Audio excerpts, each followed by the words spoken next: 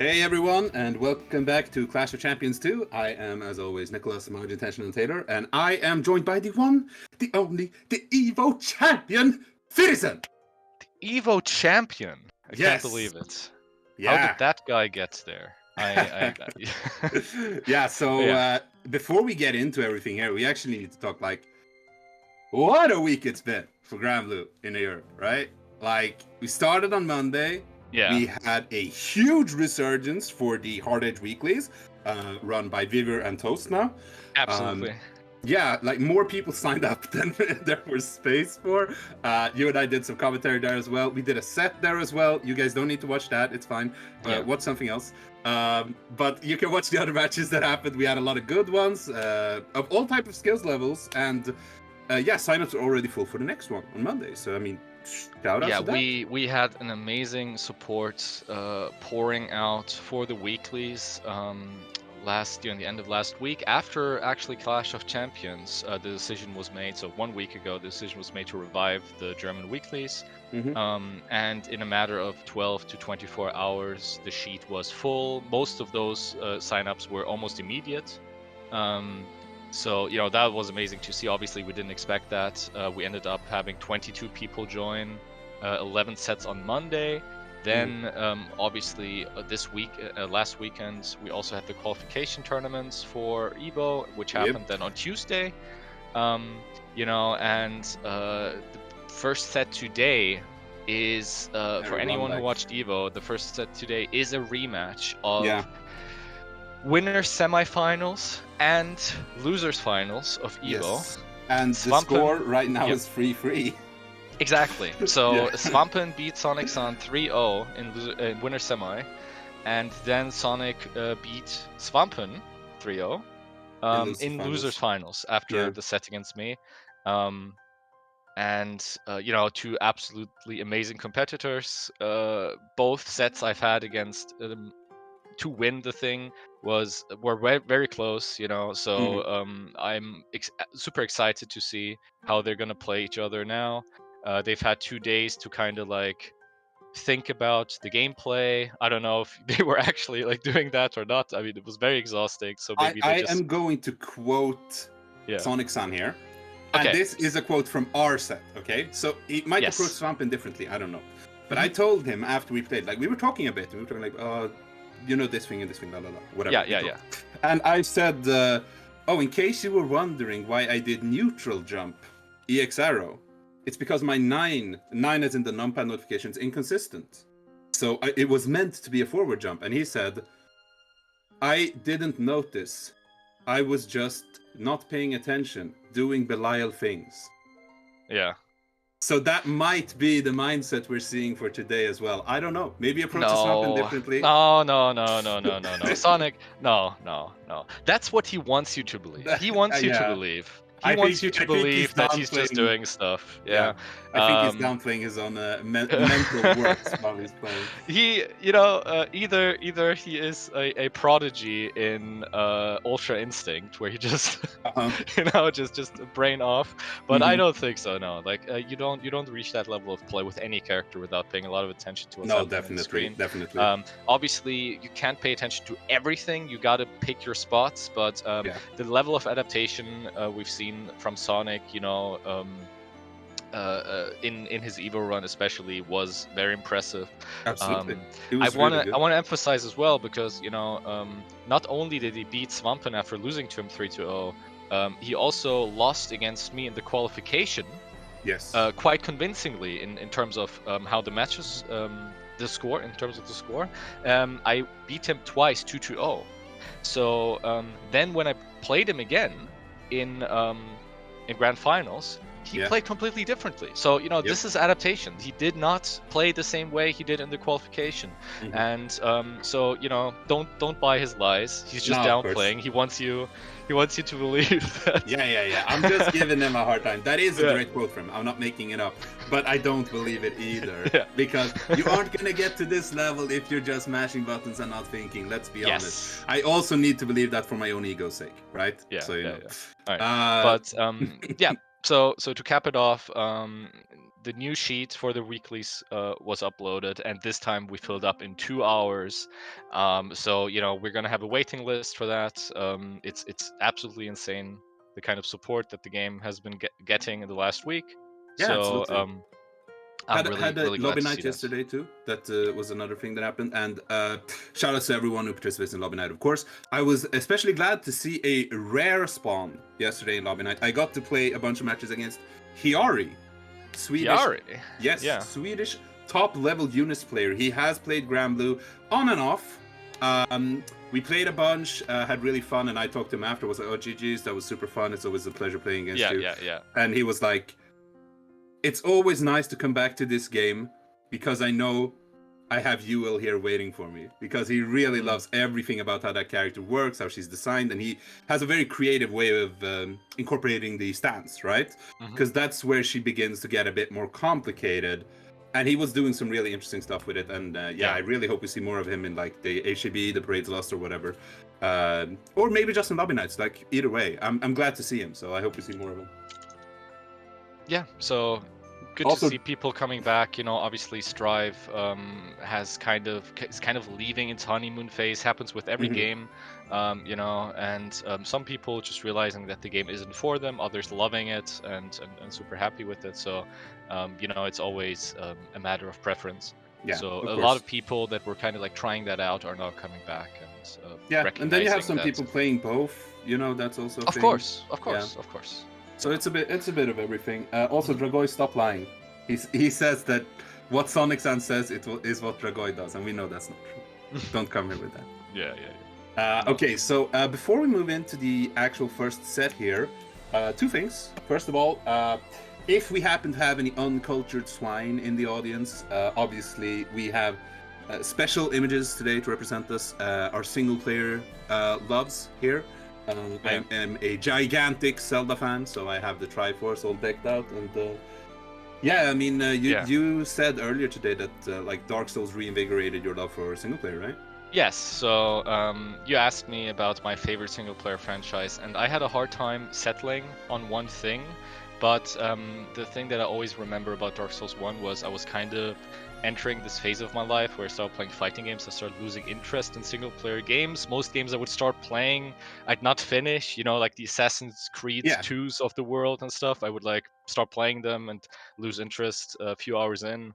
And I was kind of like resigning myself to my fate of not liking single player games anymore, outside of, stuff like simulations or something like that.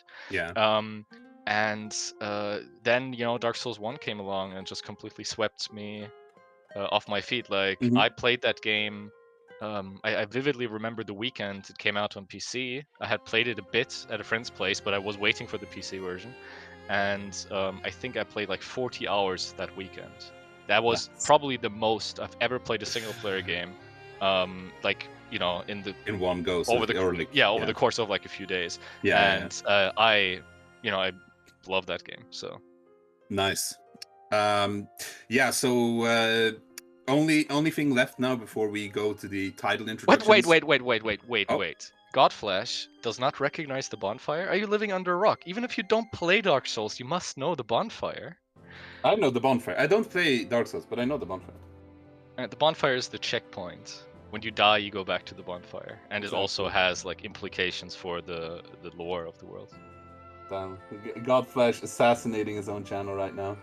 Okay. Oof. All right. So speaking of Godflesh, since he's like the stream host and everything, would you mind hooking us up with that score sheet so we can take a quick look at what the standings are right now in this Clash of Champions 2? Yeah. So I'm not gonna ego stroke you because you don't deserve it after the beatings you've subjected me to. But you are currently in the lead. Looking pretty strong, looking good. Of course, we have Dragoi and MrPOW. They've only played one game each so far. So since you're on break now, they're going to catch up to you in matches played. We'll see. Maybe we'll have some more 2-0s after today. Possible.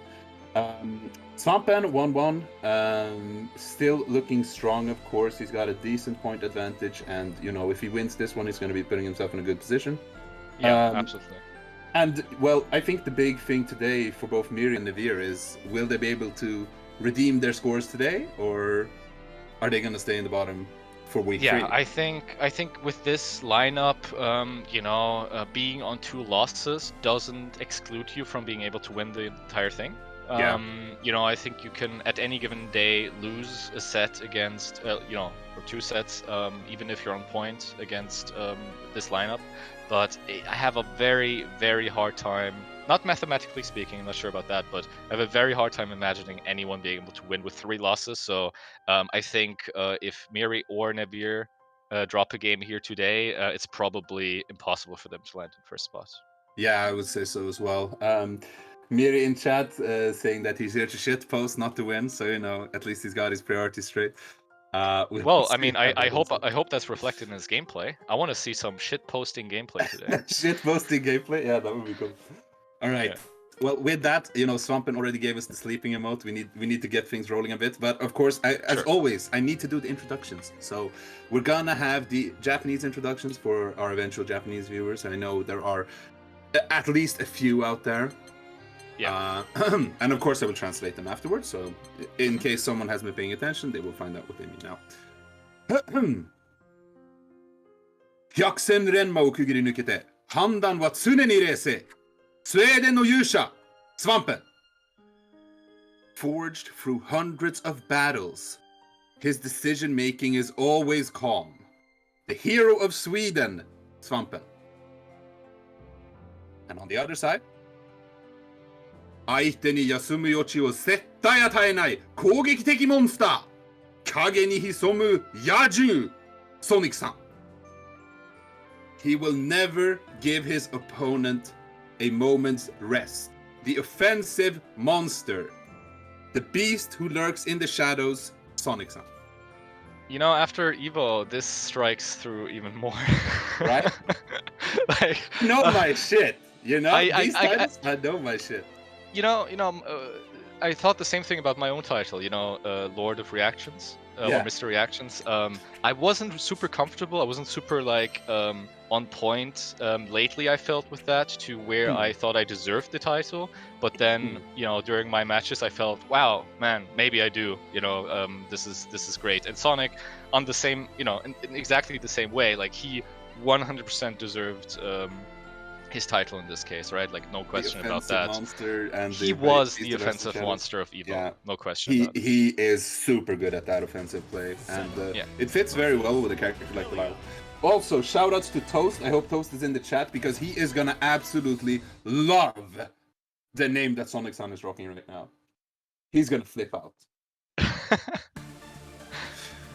Okay, so this week, these guys are free. From Evo, free. Of course, this is still a first to 7. They don't start at 3-3, so they start at 0-0, but we can start counting at 3-3. We can start counting at 3-3. First to 10, 3-3s? Yeah. Man, I love that intro post from Zeta. Yeah, I mean, I'm a huge weep, and I love it too. Yeah. I'll say it every time it's the Gynox pose. It's super cool. Yeah, she's super Let's cool. see. I was gonna say Toast. Sonic really likes starting with Claw. Rounds either right away or just a bit delayed. I'm going for a lot of throws here. Yep, and Svamp is starting to take. Oh, didn't take that. Okay, actually armoring after all those throws. Interesting. So something that Svampen likes to do a lot after very good, very good DP there, and gets a command throw after the safe jump. Something that Svampen really likes to do after extended pressure strings. Obviously he does a lot of stagger pressure with lights and delayed heavies. He likes ending with 2U and then canceling 2U into 6-6 L or M, because at this point, after blocking all this time, people see that 2U, they're like, okay, now's my chance, I can finally get away, fuzzy jump back, maybe press a button, and he's like, nope, one more cancel, you gotta hold that, right? Yeah, I think if there's one thing you can really good conversion. Yeah, that was a very good conversion. Yeah. Okay. For the first match, I'll be in tune with you once the second match hits. Yeah. So very impressive here. One comment I liked a lot from a spectator during Evo was people are too hard on this netcode because we're seeing a lot of confirms. You know, that wouldn't be possible if it really was as bad as people say. And we saw that just now, you know, Svampen, when he was in the corner, got the just raw far M into 66H. And he wouldn't have done that there if it wasn't a confirm, because you have no business using 66H when you're cornered. You have nowhere to go and block, right? Exactly. So that was definitely a confirm. Yeah. Yeah, I think you can definitely count on Svampen to be on point with his confirms from 2M. I think that is scary. Oh, that's gonna do lots. Yeah. Yeah, for sure.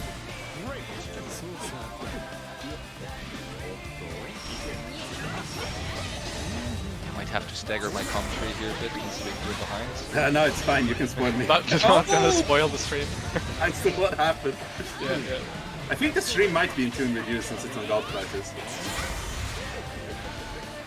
Yeah. Okay. Oh, gets him. Yeah, with the jump medium there. Obviously, you know, people are very scared of jump L to U for the kill. So, you know, the Svampen special used to be unblockable for a while, but people have really learned to block it a bit better now. Yes. But that's why Svampen has started going for things that we haven't seen him do before. We haven't seen the laser, for example, on Wake Up. The thing that I've seen from him at Evo that he didn't do before was the neutral jump U into jump L. That is something that we haven't seen before, especially to close things out if they're very low, right? Wow. Well, I've seen it, but you know, it's unfair because I've played ridiculous amount of matches against it. Well, let's say, I imagine it's not the first time he's done it, but that was unsafe, but not in range there. But it is something he's been incorporating more for sure. Like, I definitely think that is a thing. I've actually tweeted that once, that every time I find a new counter strategy against Svampen and I feel like, oh shit, now I got something new against him. Good answer. He has 10 answers to it the first time I even do it. We see, you know, if we compare this to the season... Oh, that's gonna hurt. That was huge overhead. I'd like to know if Sonic-san actually uses the OS on the overheads, you know, the throw overhead OS, or if he just goes for them. Because he usually does them quite late, and I mean that was later than a potential throw tech, you know, so kind of hard to say. If I compare the way Svampen plays, there it is. Yeah, that's what we were talking about. Exactly. Gets a big hit. Yeah, that's gonna hurt, but a bit too high up. I think he just wasn't sure if it was gonna convert properly. Oh, he rolls through! What the fuck? I need to think that he's labbed that, because why else would he be rolling that? I don't know, but is that necessary? Is that better than just blocking? It doesn't have to be necessary to be cool, you know? Yeah.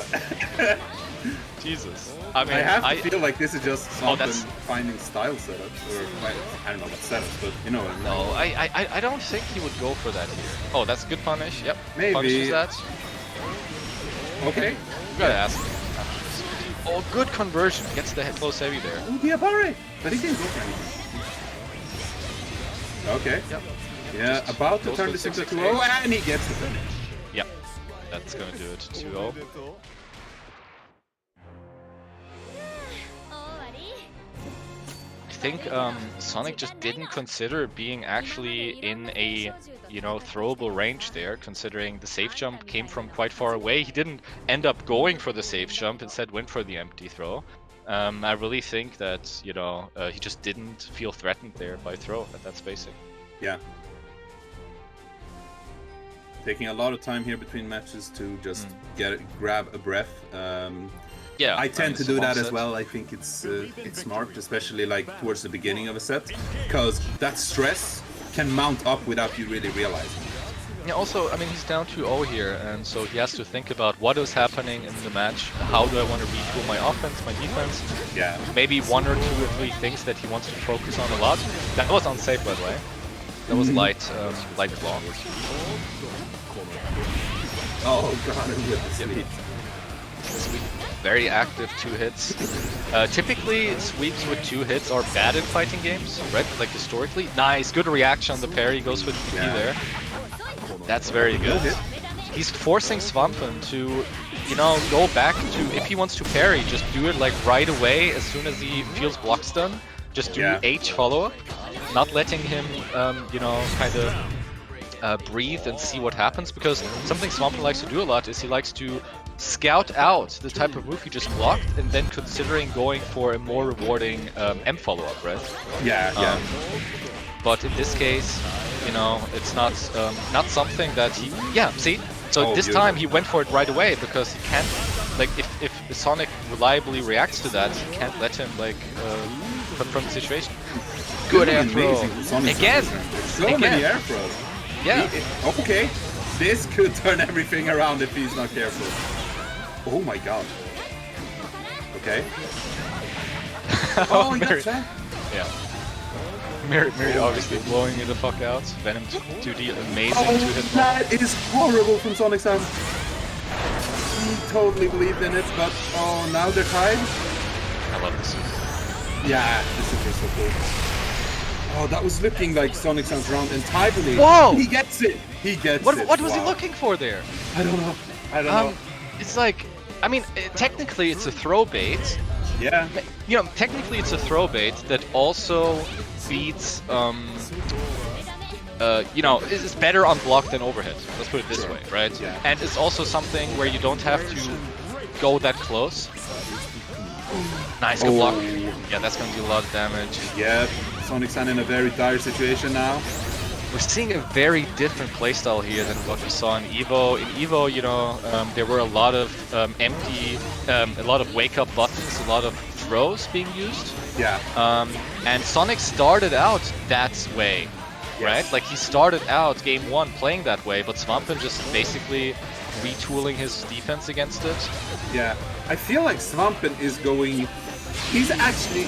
Oh, I got him! Nice! Wow, yeah, that was beautiful, but not in range for the enemy. But, I mean, this is what he wants. What? Yeah, so, okay, we... Like, the title that we have on Sonic-san is the offensive monster, you know, the beast that lurks in the shadows. Like, everything is about how good he is offensively, right? Yeah. I feel like Svampen is forcing him to be on the defense. Like, he isn't allowed to play offensively.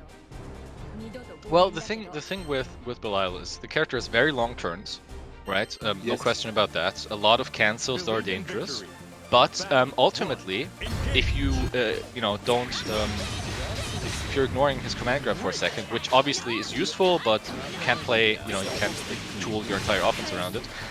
The man still has to throw you to deal damage, right? Yes. And right now, Svampen is defending with a mixture of, you know, just teching and doing nothing. Yeah. So, yep. Oh, this time he holds it! Yes. That is the thing. You're definitely able to do that. Oh, no.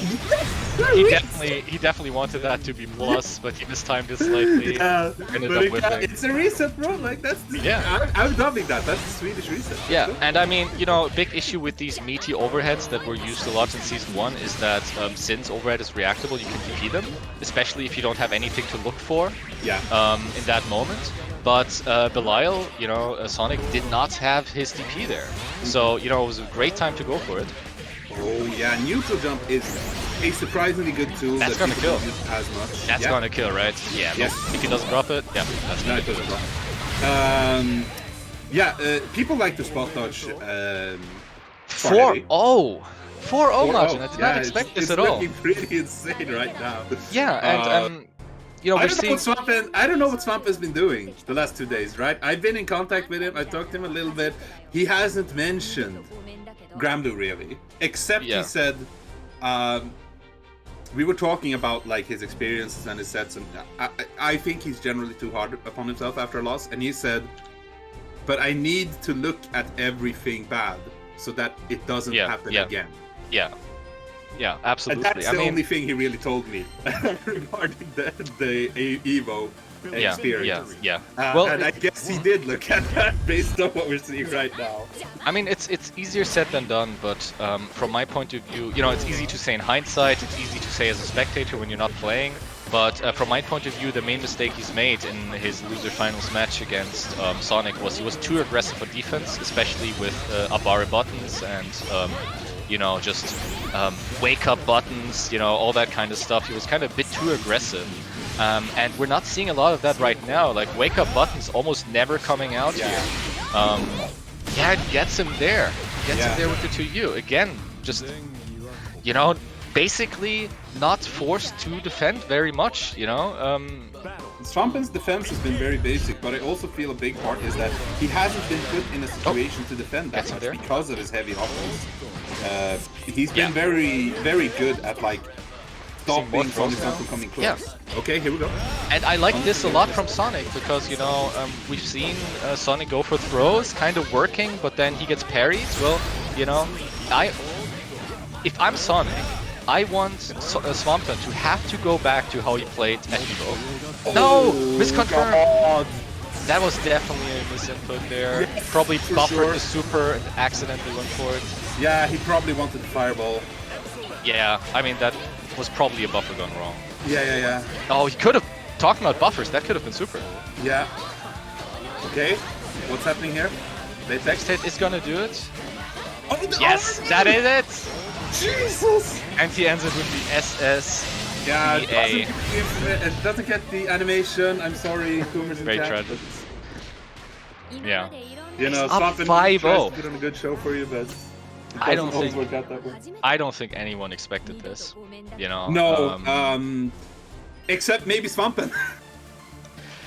Yeah, I mean, but you know, it's hard to, even if you prepare very well for someone, you know, it's obviously at worst it only works for a game before they kind of completely switch it up. But Sonic so far only gets him with the shimmy. So far he's only been able to you know, change up the way he plays in spurts. You know, it's kind of working for like half a round, but then Svampen immediately adjusts again or gets the hit he needs, and that's going to be a perfect. Absolutely running a train on him now. Jesus Christ! I don't know what we're seeing. Like, I mean, oh my god. Good air throw. Yeah, but I mean, nice. And I mean, this, you know, this is something that we didn't see a lot at Evo. I don't know if it actually happened. Gets him with the tech. Yeah, and air there throw into tech. the heavy. And you know, obviously that's something that Sonic has had to be working on, DPing that parry, because it's not easy. Sure. Yeah, nice. Doesn't let him get, doesn't let him get the meaty fireball there. Yeah, oh, that could have been it. Oh, the conversion. He didn't get the conversion. Yeah. But yeah, that is going to deal damage again. Next hit is going to do it. And not quite, not quite. Yeah, gets him with the jump L. Yeah. Svampen really likes. He really likes finishing rounds with that. But I will, you know, have the spectators remember we had a game that was 4-0. Yeah, that's true. In the German weeklies that ended in a 5-0. Obviously, in a 5-4. Yeah, and we are going to see that game later too, because those two guys are playing today. Exactly. So there's going to be another rematch coming up. Yeah. But Jesus, Sonic-san needs to win 7 in a row. So, you know, it's easy to point to Svampen's offense that has been working extremely well, or Sonic's defense that hasn't been working as well as obviously he would have liked. But I think more importantly, the story of the set is the neutral. Yeah. Because you know, Sonic immediately or like regularly, very quickly loses the neutral and gets it cornered. You know, obviously it's supposed to be hard to deal with Zeta in the corner. That's where she wants you to be. So I think Sonic, if he wants to win this, has to find a way to not have this happen again, right? Yeah. Like immediately be cornered. Goes for the empty parry that is useful against fuzzy mashing, which is a very strong defensive option. But what is that about? He got hit, but it was a punish. Oh my god. Again with the hit and the confirm. And I mean, okay. Those confirms right now, you know, he's situationally confirming the run forward, but some of these are also just straight up one-hit confirms. Yeah. Oh, yeah, close there. Okay. Sonic's putting on that is a punish. Oh, no. That is a punish. Empty throw. He's so close. Next throw is gonna do it, and he does it. Yeah, he does it. I mean, he checked for fuzzy mash just now by doing the empty parry. Sonic didn't bite, so you know, Svampen is saying, you know, if you don't want to do anything against my throws, I'm gonna keep throwing it. He's throwing out the laser. Like this is the thing. Zeta's laser in the Belial matchup is something that Svampen has said. That's gonna do good damage. Close to useless because he can reaction 5U it, and he's just throwing it out like crazy now because that's how much he's feeling himself. I mean, Sonic is definitely not looking at that, right? Like, he's looking at the things that are going wrong. Yeah, of course. This is, you know, buffering. Yeah, that is just moments that are buffered here. you know, this gets wall! it. Oh my god. That is almost gonna kill. Yeah, if he does it's gonna super. be very close to Yep, killing. he does it. It's very close to killing. What's gonna be next? Jump Q, jump L? Jump Q, jump L? No. No, just jump Goes L. low this time. And buffers. Yeah. Oh my god! Svampen takes it 7-0! He came here to make a statement, Jesus! The clean sweep against Sonic there. Didn't ever let him get anything going, you know, in neutral. No, definitely. Jesus. Like, Sonic-san was playing well. I don't think Sonic-san was playing poorly at all. He was just getting shut down. Yeah. So you know, obviously, I'm not trying to take anything away from Svampen at all, or make Sonic feel bad when I say this. But I think if someone is that dominant, it is fair to say that a lot of things haven't been going right? So Sure. so I'm not comfortable saying that Sonic-san has played well here. I think that is doing his potential a disservice. Because you know, clearly he got regularly, very quickly hit to neutral, right? So there's at the very least, he could have adjusted in a way where he's not getting hit early on to get cornered, right? Yeah. In like, and most of these hits came at, like, after 10 seconds, you know, or even faster than that. Yeah. So I don't think that Sonic played well overall. I don't think he played terribly either. I think it was definitely a case of just Svampen playing extremely well, but I think Sonic was just on the back foot after Svampen, you know, adapted to what we saw at Evo, played very differently here, much more effectively, and you know, Sonic just never got back into the game. There was this portion where he kind of like tried counterplaying it with DP mind games. That didn't really work out. DP's not very good against Zeta because of the high corner damage, because she's always got cooldowns pretty much, and because, you know, she has many ways of baiting DPs. So no, I think Sonic just has to go back to the drawing board here and consider the way he wants to play neutral when Zeta is basically playing this way, right? Yeah. I mean, I can see both sides.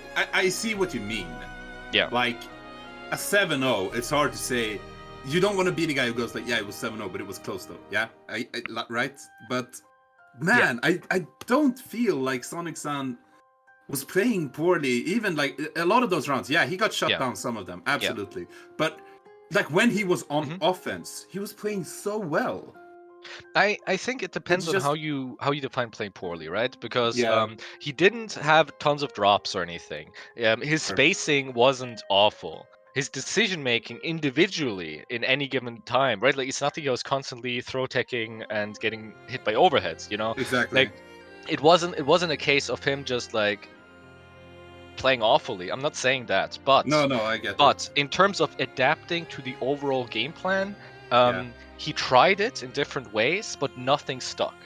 And part of that was Svampen adjusting, you know, in not tiny, but small ways. But I think from game 1 to game 7, to the last game, we consistently saw Svampen executing the same core game plan. And him not having to change that, I think, is a case where you can say that Sonic just, you know, just didn't quite play well enough to get there, to where he managed to make him change in more bigger, meaningful ways in how he played, right? So that's why this is more of a testament to what I think what Sonic is capable of than anything else. You know, I'm saying that I think he can do better, and I think he will do better. I think, you know, he's going to go back to the drawing board and figure out how to play the matchup when faced with this playstyle of Svampen. Sure. Yeah, we definitely saw some of the absolute best that Svampen has to offer today. And I actually want to do a public he was on service. point, right? Like, absolutely. No question about that. I want to do a public service announcement here. As the person who plays the most against Svampen, I'm going to give a piece of matchup advice here against Zeta in general, but Svampen in particular. And 99% of the people who hear this are going to say that's stupid. They're going to think it's a joke. But a few people are going to realize, hey, that's actually true. I need to approach the matchup this way. And there is one key thing you need to do in this matchup. Don't get hit by 2M. Build your game plan around that, and you will suddenly have more success. Trust me on that. They already said that stupid before I even said it. I mean, I appreciate you, and you are my, venerated co-commentator. But that is kind of just don't get hit, isn't it? Not quite, because you need to think about this button specifically, and that's what I'm getting at. Okay, because well, all other buttons are relevant, and I will say this, because Godflash is gonna back me up on this shit in chat. Okay, this is very similar to how you need to approach the Chun matchup in Third Strike. Well, okay, so the way I would say this, the way you play against Zeta is definitely I think it's fair if you kind of add a bit to that, add a bit more context, which is sure. I don't think you can distill any matchup to 2 words. Yeah, of course not. But I think maybe it's more of a thing where, if you play against Lancelot, for example, his normals have obviously an important function in that matchup, but it's not what you build your game plan around, right? Sure.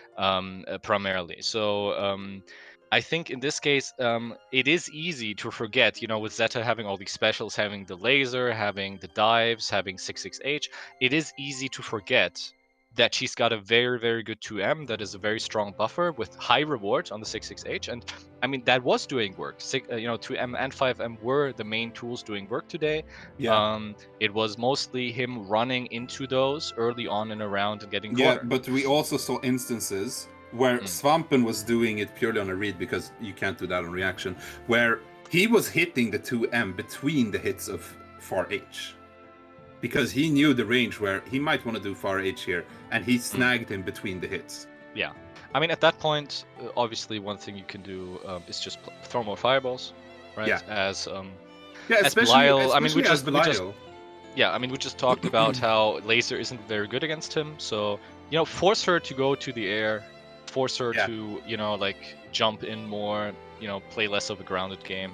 I can definitely see that. I think if you frame it that way, I think it's fair. Yeah.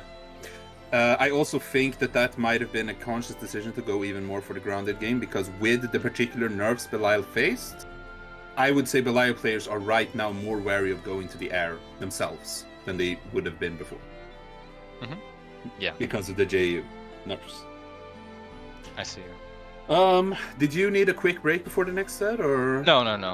It's fine. I can do another one. I announced that I'll have to take a 5-minute break at one point, but we can do that another set, and then I'll be back for 5 minutes. All right. So then we can get the introductions here, because we're gonna have Mirri and Mr. pressing POW. ready until I can bet on MrPOW. Yeah. So Mirri, I have him as a master of deception here, but he's also master of nicknames. Comes in with a different one every day. Now he has PhD in tilting. I think it's a hard reference to his last set against MrPOW, where he ended up kind of tilting. He is a known hater of Metera, but we'll see how it works out for him today. Could potentially see a 6-pick here, Sioux. Normally Mirri would be using Yule. He might be using Yule now, but I don't know. Like, he has been using Sioux a bit, and that is a matchup that's interestingly rough for Metera if you don't know what to do yet. And I don't know that MrPOW does, because he's been on vacation and everything, right? But yeah, let's go into the quick introductions, and then we get the match. Yeah, absolutely. Let's go. トリッキーな仕組みで相手のメンタルを崩す魂の達人 Mirri. With his tricky setups, he will mentally guard break you. The master of deception, Mirri. And on the other side, その華麗な動きであなたのハートを貫くメーテラ信者 MrPOW. His beautiful movement will pierce your heart. The Metera believer, MrPOW. And with that, we can get started. Let's get started. I mean, as always, impressive introductions and accurate. What can I say? Always thank you. Get flashbacks to watching Topanga League. Yeah, that is the inspiration, of course. Like, of course, yes. The classic Topanga League introductions. Shoutouts to R Papatiwala on Twitter. Legendary. What the actual fuck just appeared on my screen. He's going for Pringles. Got Pringles on the screen. Yo, Necron? Where's Necron? Godflash, get Necron in the chat right away. Right away! We need Necron here. Okay, so... I can actually see this matchup being kind of hard for Metera, honestly. It is. I think it's kind of even, but you have to adjust how you play. And how often is MrPOW playing this matchup? Probably almost never. How often does Metera have to go in? Right? Yeah, exactly. That's kind of what this matchup is. You force her to have to go in, and it's very annoying. Oh, okay. One more butterfly is there, gets hit, but it just disappeared in time. Yeah, just out of time there. Yep. The chat is flipping out.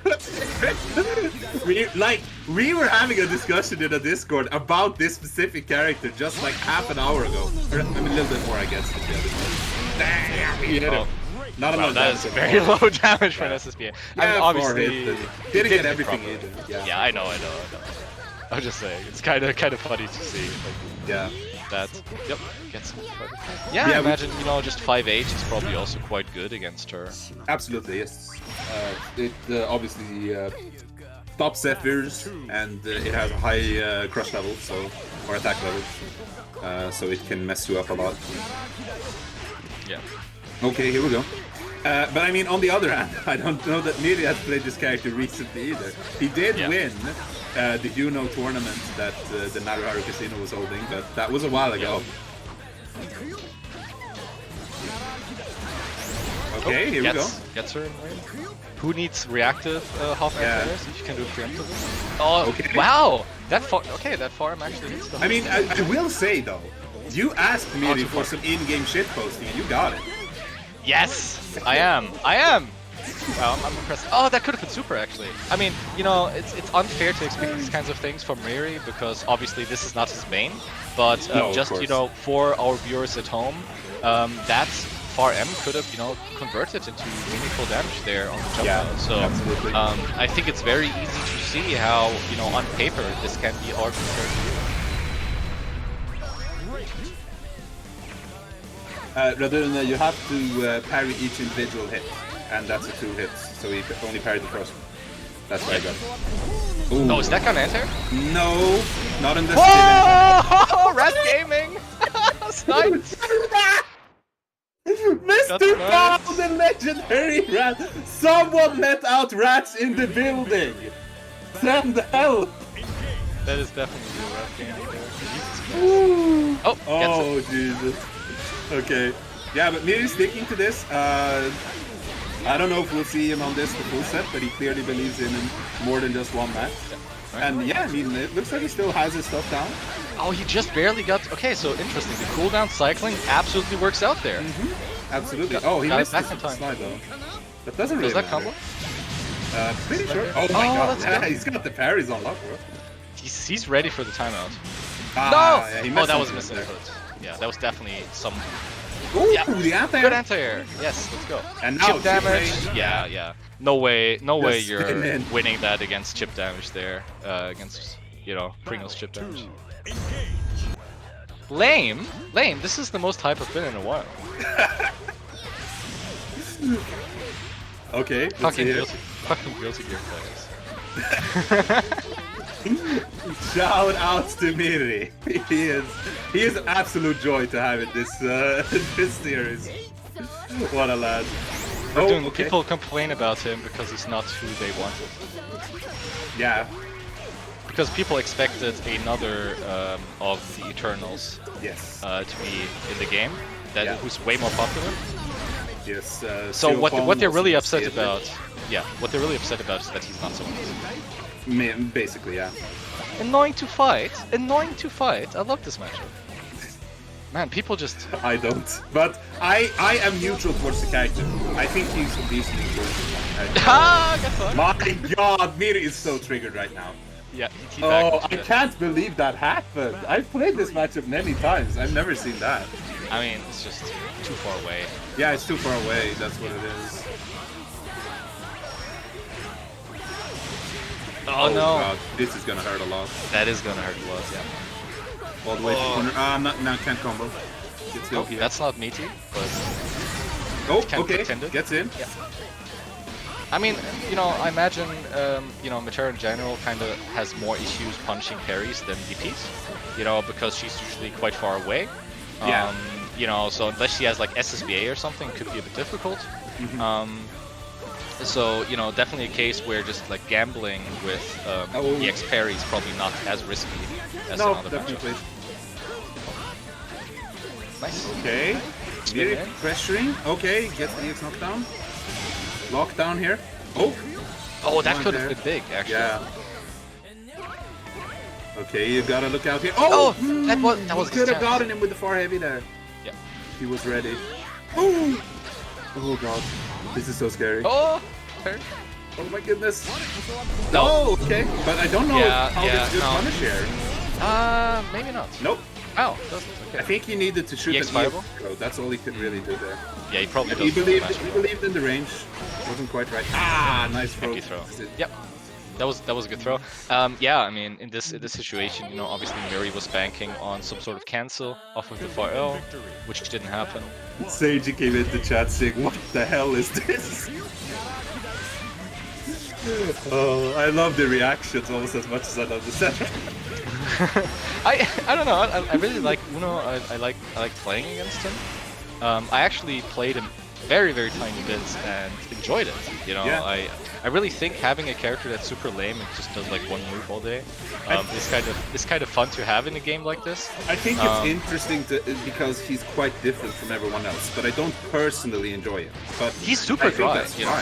Yeah. I'm not arguing against that. He's definitely super dry. Nice, that's gonna be super. Yep. Look, I'm not here expecting to like every character. You know what I mean? Yeah. So I'm super neutral to him personally. So I don't quite get the hate either, but I'm not going to speak up against it either because I don't like him myself. I'm just very neutral to him. Just be driving people. What's not to like? Yeah, I mean that is definitely the core of his game plan. Yeah, I mean I like the slow gameplay that usually is a result of very limited characters, like limited in terms of different things they can do. Yeah. You know, obviously everything he does and everything that happens in the matchup is centered around peak driving. Yeah. So let me put it this way, I think I would enjoy the matchup a lot more if I played Percival than Metera. Not that I don't think it's bad for Metera. I just think it's very annoying for Metera. Yeah. No, I get that. Okay, now SSBA is on deck. Yeah. It's gonna be scary. Oh! Opens it up low with the 2L. Yep. Battle 3, engage. Chat is revolting against you. I gotta say, like, I thought the hate he got was kind of a meme before, but apparently it's quite personal. But I will say, there are definitely appreciators, like, obviously Mirri seems to think he's a fun character enough to try him here. Necron loves him a lot. Svampen swore by the character, he absolutely loved him. So, and Rixta, of course. Rixta was playing him actively while he was still, he's kind of coming back now, though, but yeah, he definitely liked the character. So there are definitely, like, fans of him. Yeah. I mean, it's how people, a lot of people like playing against Fairy more now, right? Now that she's, like, more active and less like this kind of you walk her slowly to the corner over 30 seconds kind of character. Yeah. And I loved playing against Season 1 Fairy. I thought it was fun, you know, and so I get that. I'm kind of on a hot take here. Yeah, 3-0. So far, it hasn't been working. I mean, honestly, it has been working out in terms of he's definitely been giving MrPOW trouble. But on the scoreboard... It's also been working out in eliminating some of the goodwill that you earned from winning Evo. You're definitely getting some haters now. Yeah. What can I say? You know, Biri said he was gonna shitpost. Maybe that was his plan all along. His reads were correct. You know what's really beat is oh no, that didn't work out. Damn, that's such a shame. That sucks. That does suck. Yeah, that is really unfortunate. What's interesting is he said he's here to shitpost, and what ended up happening is everyone else is shitposting for him. Right? Bro, you're blowing my mind here. Mirri just knows how to inspire an arm. Oh, that was a good EX arrow there. Yeah, I think the matches are good, Saki. I agree. Absolutely, I agree. 100%. It's just obviously let's be real here. You can tell that it's not his main. You know, you can just tell that there's like a lot of trying out. There's not a lot of certainty in how he plays. Yeah, there have been some situations where he could definitely have called POW out, and he could do a 1-hit confirm to super and stuff like that, and he just isn't even pressing the button because he isn't quite used to it. Yeah, he's unsure, clearly unsure in a lot of situations what exactly he should be doing. He's just trying stuff. Yeah, but which is interesting, and Mirri is a good enough player where he could potentially like pull something like that off. But in terms of, just in terms of like what the matchup could be potential-wise, I think it's clearly easy to see that Uno could stack up very well. Oh, goes for the air throw, but gets snapped out of the air. Again, he's got SSBA now. 5H into SSBA would do it. 5H also got good hitbox. Oh, nice! He called him out? Okay. Oh, but he doesn't go for the SSBA. Yeah, he knew it wouldn't kill after the... That's good. Oh, he got him. Yeah, he knew it wouldn't kill after the light auto combo, so he opted to No, keep it I absolutely agree. That wouldn't have killed, but still, you got to consider that Uno is a character who's very good at chip damage as well. I probably would have gone for it. I'm just saying why he didn't do it. Yeah. But I agree with you. Like, the chip damage that's... in Pringles is very real. It's definitely the reason why he did it. Damn, he went for the air parry there because POW was calling him out with the RM. That's big. That's gonna hurt. This is ridiculous full corner parry. Disgusting damage, also, if you just consider the level of risk he took there, which wasn't very high at all. Yeah, but interesting thing there that started that whole sequence was Mirri did a jump and he did an air parry. And that was because POW has consistently been anti-airing him with far medium, which is quite difficult to actually get consistent in the Metera, but POW is amazing at it. And he had been doing that so many times that Mirri was just like, okay, well now I'm gonna call him the fuck out, and he didn't even do it. And that's why he got that whole thing started. Gets you there, bonk, corner pressure. Yo, gets the counter hit, but no conversion. Oh, okay. Not sure what exactly Pringles has to do there to get a conversion. Counter throw. I don't even remember anymore. It's been so long. Oh. Okay. Well, that works. Nice. Yeah. Nothing, I think. Nope. Not quite, no. But it's gonna be hard. Yeah, I get that. At this point, has such an amazing hitbox, by the way. Yeah. At this point, it's definitely hard to win, because again, chip damage becomes a factor. Metera is not great at rushing someone down super aggressively. Exactly. So. Oh my god. POW's defensive options are not looking great right now. Oh my god. Oh, yes. Like the pressure here. Oh, he's just waiting for the hop. It's not coming. But that was a hop. Hit him, but no conversion. Okay. Alright, yeah. Putting some block pressure.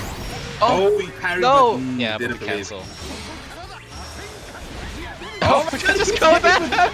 That is low, that's why. It's so deceptive. Alright. Just goes at him, but he's on the board. We're not having another 7-0 here. It's 4-1 now with Pringles, man. And in most of these games, Mirri got at least one game. So yeah, we are seeing Mirri evolve in real time here. He's going better and better. And I think one thing we can say definitively without a shred of a doubt is that POW is not switching characters. That is never happening. That is not happening. Yep.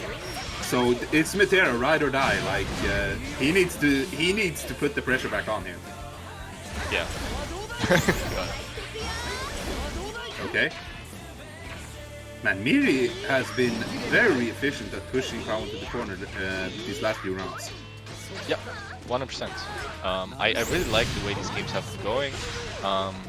I also think that, getting to SSBA with Uno is definitely, I'm always calling him something else, but getting to SSBA with Pringles is a bigger deal than on other characters. Because, he's a relatively low damage character, so having that potential conversion on deck is a bigger deal for him than for characters who just, get good damage either way. Ooh, nice. That's gonna do it, yep. Yeah, but I think especially in the Metera matchup, like, we saw the very unfortunate situation before where Mirri tried to do SSBA, was a bit too far away, he got knocked, But having that as a deterrent against, oh, nice parry. Didn't get anything from it, unfortunately. But yeah, having that as a deterrent. Yeah, that's kind of the theme here, right? Isn't it? Yeah. Nice parry. He's doing 6 parries, but he's not able to convert. Yeah. And that's another thing that comes back to this you were saying, like, you can clearly tell that it's not his main, because his parrying is good, but he doesn't know, like, okay, what do I do in this situation from the parry? Yeah, so in a lot of situations when he does the parry, he can only, you know, have an educated guess of... it's only an educated guess, like, what's the situation here? Am I even plus, you know? Is parrying here even good or not? And, you know, he's just kind of like trying things out. Jesus. I'm so glad we have Mirri in this Clash of Champions too. I love Mirri. Okay, yeah, POW getting the full order here. It's both. Oh, yeah, that's a death.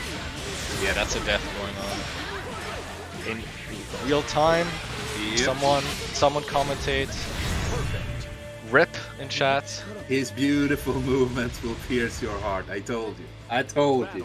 Someone clip that, put it on Live League. I think they actually shut Live League down. I hope so. I hope so. We need to find somewhere else to host these brutal Uno meetings. Okay, here we go. Oh! Okay. Yeah, block him. Oh, gets through. Got him.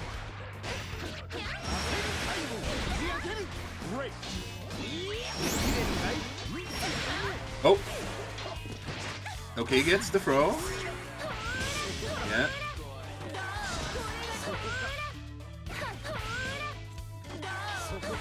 Post on this.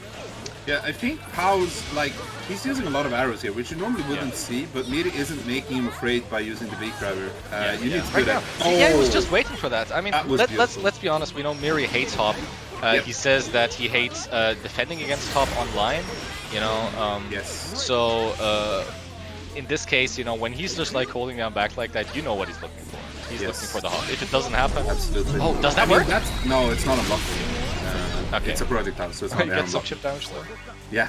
I guess he was banking on an air arrow coming out there. He like was definitely expecting a... No! He didn't do the multiple parries. Yeah. I will say this, to clarify, that was not an endorsement of sites like that. I hate that shit. No. I don't think anyone considered it that way. I hope so anyway. Yeah. Yeah, so 6-1 now in MrPOW's favor.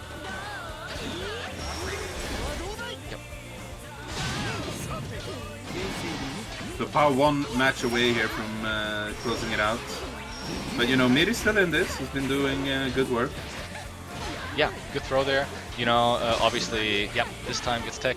MrPOW obviously is very good at, you know, mixing up the different jump-ins and angles that Metera can work with. Yeah, and this is adaptation 101. I want everyone, you know, who wants to know how this works, to watch this round again after this, because we saw a throw that worked after a jump L.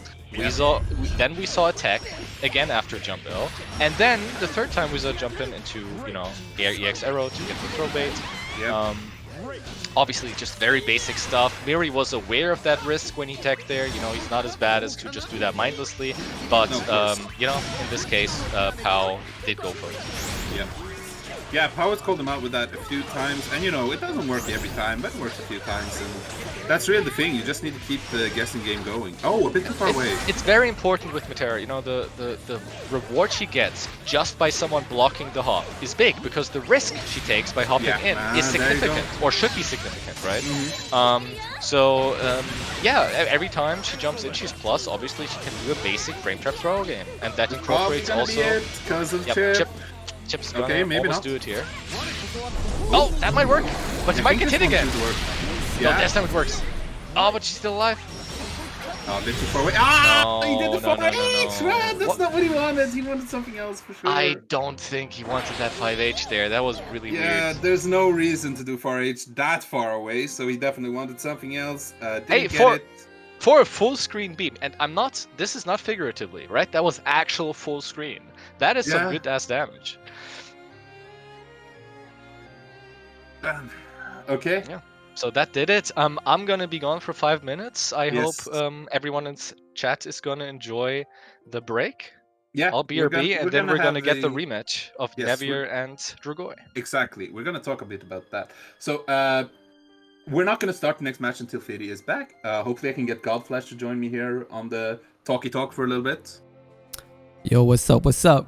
Yo, so stream host Godflesh, thank you so much as always for doing this for us. Yes, of course. It's always so much fun. You were you watching the Hard Edge weeklies on Monday? No, I was playing Pokemon Unite, bro. Of course. Okay, so let me explain the lore for you then. Okay, are you ready for this? Okay, so we actually had the matchup that's coming up on the Hard Edge weeklies. First to 5 there, of course. Which is Nevir, the legend, Nevir, versus Dragoi, the reigning champion of Clash of Champions. Right. And Dragoi, I talked to Dragoi earlier, before that, and he said, I'll be careful not to show all of my tricks. That's what he said. I was like, okay.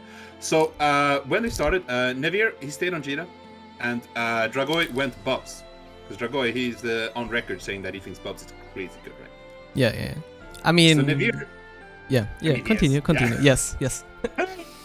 So Nevir actually beat Dragoi's Bubs 3 games in a row. And Dragoi switches to Belial, his classic main. And Nevir wins again. So Nevir's sitting there, pretty, 4-0. And Dragoi stays on Belial, takes 5 straight. Yeah. Okay. So it ended in 5-4 in Dragoi's favor, but it did not fucking look like that for the first half of that set. Let me tell you. That is very, very interesting. Yes. So yeah, that's the storyline going into this. Clearly, Dragoi had an interest in playing Bubs against Nevir. Are we gonna see that now? I don't know. He lost 3 straight before, right? He went to Belial and it worked out. But at the same time, Nevir knows that. Has Nevir been labbing against Belial? Probably. Like, he's probably expecting the Belial pick. So does that mean that Dragoi is going to go back to Bubs? Is he going to go to a completely different character? You know, he has a ton of characters. Damn, how many layers are there, bro? Exactly. So by doing this set on Monday, they both already knew they were going to play on Thursday. So they agreed to that, knowing that they had the first 7 here, right? Yeah. Like, I don't know. They got to gather a lot more data. That is so... it's so... Because, like, the thing, too, was have they played much against each other before that? Did they? They definitely ran into each other, but I don't think they'd been, like, playing a lot. Yeah. I don't know if they ever played, like, casuals or anything, but I definitely saw them go up against each other at a tournament once or twice, at least. Because, you know, they were in the HAB and stuff, but I know Nevir pulled out of the HAB finals, so I don't know if they were against each other on, like, a big stage or something like that. Because like the first encounter, that is, like, so important. Like, if you never played someone that you know is also strong, or that's, like, you have heard how, like, deep this person played, you have seen him, you get, like, an idea. But often, especially, like, when it comes to strong players, like, what you can get, like, a grasp of how it would feel playing against them. But then when you actually play against them, you get, like, the whole picture, right? And that first experience of getting that is very interesting, very, like, exciting, and so important for when you're gonna face this person, onwards. Just like, for example, like Svampen and Sonic-san, they played against each other a lot by now, right? Yeah, definitely. They run into each other a bunch of tournaments. I know it usually goes Svampen's favor, but even then it's been close. Like, they had the the previous Evo thing, which wasn't like the actual Evo side tournament, but it was FGC Arcade. They ended up having a exhibition match, right? And Svampen won it 5-4, so, you know, that was actually close. So they've definitely had close sets in the past, like both shorter ones and longer ones. Usually Svampen will win, but it's not set in stone, as we saw at Evo. Like Sonic-san took 3-0 in losers. But then we saw it here, like Svampen, you know, he put that prep time, you know, he's like Batman. And that is time Svampen is a different beast. That is, like, the point that I want to make. Like, for the next encounter, then it's besides just, like, the first encounter, then you like, when you meet the person next time, it's gonna, you know, not for Svampen, for example, like, we know how hard he works at this game, and Like we saw the result of like him just having a few days to work on it just now, and like getting that knowledge too, that like, all right, you know what, next time I meet this guy, he is gonna be ready. Or maybe like some people like never change how they play too, right? Sure, there can be people like that. Yeah. I don't think neither Dragoi or Nevir is like that though. So no, not at this level. It's very hard to get to this level and be like that. So it's gonna be really, really interesting to see.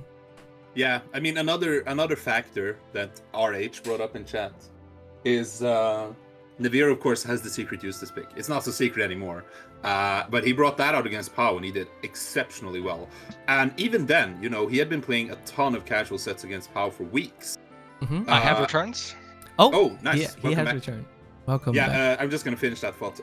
And he never used Eustace during those entire sets. And then, when push comes to shove, it came to this set, he actually pulled out Eustace and did really well against POW. So we could see something like that as well from Nevir, potentially. Yeah. Was that what Mirri tried to do just now against MrPOW? Didn't work out, though? I don't know, but it was very entertaining. I'll give Mirri that for sure. Well, I still think it was a Galaxy Brain plan to get everyone in chat to shitpost for him. Yes. I mean, this... it succeeded on that. Master of deception indeed. Yep. Yeah. Master of ruining Fitizen's reputation. Yes. Starting everyone against. All right. Since Fitizen is back, I will just like slowly walk back, and I'll talk to you guys later.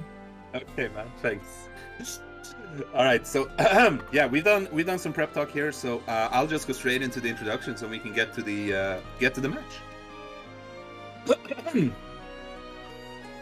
ヨーロッパ最強のベリアル使いで1000回の優勝者、突然現れたチャンピオン、Dragoi. Best Belial EU and the reigning champion of Clash of Champions. The champion who suddenly appeared, Dragoi. And on the other side, 判断の速さによって得得したあだ名はフェラリジータ。この嵐についていけるのか？スピードゲーマー、Nevir. His speed in decision making has earned him the nickname Ferrari Djeeta. Can you keep up with this storm? The speed gamer, Nevir. And with that, we should be able to move into the set. Let's see. Nevir is in the lobby, but I don't think he's actually sat down at the cab yet. Is he in the lobby? Yes. Yes, he joined the lobby. The longer... Oh yeah, Nevir is at the entrance. Yeah. With every passing week, it becomes harder and harder to justify calling Nevir Speed Gamer. I mean, we kind of... they want to do a lag test. Yeah, go for it. Sure. Okay. Yeah, so this match isn't an actual match. This is just like lag test. Yeah. No, but I think Nevir is a speed gamer in the sense that I really think he's so fast with all of his adaptations and everything. Yeah. It's not just about him rushing in. No, of course not. Of course not. That's what we said initially, right? Like, I mean, he used to play very fast in all senses of the word. Yeah. Chalata. Yeah, I think he's picked that because it's a lag test. He wants to keep his pick secret. That's what I'm assuming. Yes, I can see that actually. I definitely think that's what I can see that, but then again, Charlotte did do very well at Evo Japan. Maybe. Sure, she's a very strong character. We've never seen any inkling of him using Charlotte, but then again, the same could be said about Bubs until last Clash of Champions, where he was only pulled him out. Yeah, so I could definitely see a world where Dragoi sees Evo Japan is like, wait, this character is kind of good, and then just goes. Yeah. For it. And there's the speed. Oh, he's blocking? I mean, I guess the lag test is done, right? Oh, yeah, okay. I hope everything is fine. Kokuda. But yeah, I was gonna say that, you know, Nevir's used to be very fast in every sense of the word, and you know, basically playing at a high pace, being very aggressive.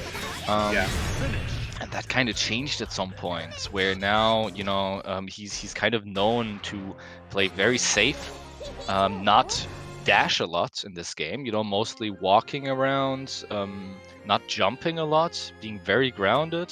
So obviously, you know, what we ended up kind of like reframing his name is that when he goes in, he goes fast. I mean, you know, Djeeta is a fast character. Obviously, it's about overwhelming the opponent in those situations, you know, with all kinds of different frame trap timings and her quick run speed suiting her throw game very well. Yes. And he's exceptionally good at, I think if I had to say one singular thing that Nevir is extremely good at, it's corner control and reacting and adjusting to how the opponent is trying to get out. Yeah. So he is going with Belial here. Okay, yeah, Belial. So something, pick, I would say. You know, so Nevir is very good at keeping characters like Cagliostro, Beelzebub, or Cagliostro, Beelzebub, you know, characters that can teleport out of the corner in the corner. Yeah. It's just extremely good at that. Or, you know, hops as well. Yeah, I was going to say, even though she doesn't teleport, Metera kind of fits in that category. Yeah, exactly. So he's very good in those matchups with Djeeta. Yeah, I definitely think so. Yeah, I mean, in the end, that just comes down to him being good at space control, right? And what he wants is for you to have as little space to work with as possible. And Djeeta is thankfully quite a good character at that. Oh! Yep. All right, beautiful start. Nice. Yeah, he wants to keep the Rekka in case he gets the hit here. Because that's a common starter. Oh, okay. Good mash out there. You know, very patient at that point. It was very likely that Nevir was going to open up the timing a bit. That was a great usage of Jump U there to just switch sides, right? As well. Yes, absolutely. That is definitely something. Oh, that is a punish on the sweep, but didn't cancel. He wasn't ready. Yep. Oh, but this time he is ready. This is big damage. Yep, and he saves. Well, still got the DP left, you know. Yeah, he had already used the fireballs, so he just opted to go super instead of DP. Oh, does go for the nice. Gets a punish. Yep. Yeah, I was actually talking to Nevir about that today, specifically the command grab, and Nevir said he has learned to react with a jump on it, but that he's not always confident that he'll get the punish on it. And he did get the punish that time, but unfortunately was not able to avoid the second one. So something that is actually quite relevant in this game is a lot of good players, that is unsafe. A lot of good players use the block button even during block strings as a habit. Oh, that was a safe jab. Very good timing there. Yep. Too far away to convert, but yep. Pressure. Tricky. Okay. I like it. Again, very tricky. You know, we're not really seeing that a lot. Obviously, yeah, that is a punish. Didn't go for super there. I think he maybe wasn't quite sure it would punish. Was erring on the side. Nice. I like this adjustment. You know, Dragoi obviously used to play extremely jump U heavy on his Oki. So he was going for a lot of, you know, jump U's to bait throws. He was going for a lot of weirdly angled jump U's that you couldn't contest, like because DPs would whiff, because normals would whiff, or be too slow. So kind of, if people remember that, if people played that, you know, in SO4 there were a lot of setups that weren't safe jumps, but you couldn't DP them because of the angle. And Dragoi went for a lot of stuff like that. Obviously that stuff is not very good anymore now with the nerf to jump U. But we're seeing a very creative adjustment here, where he's using the new, you know, the fireball at a spacing where it's safe to gain frame advantage, some chip damage, and also play around with, you know, different blocks. You know, just block time. Because the thing is, the way that Dragoi used jump U was very different from most other Belials, because he wasn't just using it like as a basic tool in that sense. He did weird setups where he would hit like your toes, and he would have much lower recovery than you would expect. And as such, he's now he's using the fireball very interestingly here. He's doing stuff that I don't really see other Belial players do. Oh, Interestingly, yeah, that was a very good punish, but interestingly enough there, I think he could have converted off of that jump U if he had used jump L instead of jump M. You know, he also side switched again, which is, you know, useful in its own right. Good DP there. Next hit into SSBA is going to do it. That's a safe jab. Oh, don't try him. Don't try him. Safe jabs. Right, like, don't try him. No, yeah, for sure. I hope Nevir can adjust his DP game here. He's 0 for 2 now, I think, with those. Yeah, so I think that was, considering the life that, you know, he was on, that was probably a bit rash.